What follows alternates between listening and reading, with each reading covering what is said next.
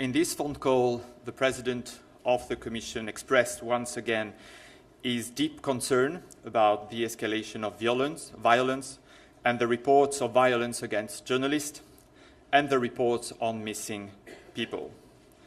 The youth, of course, is obviously for the Commission not the answer to the political situation.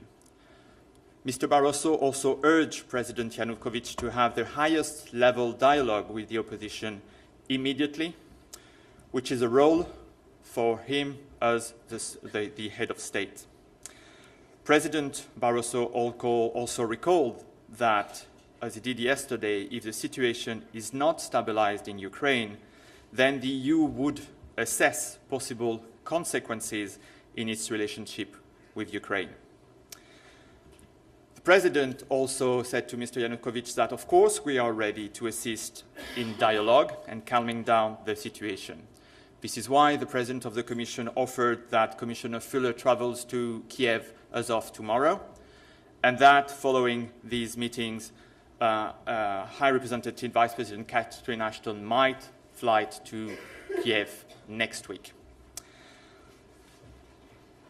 In his answers, President Yanukovych replied that both Commissioner Füle and High Representative Catherine Ashton would be welcome in Kyiv to help this process, that is committed and ready to have a political dialogue in his country.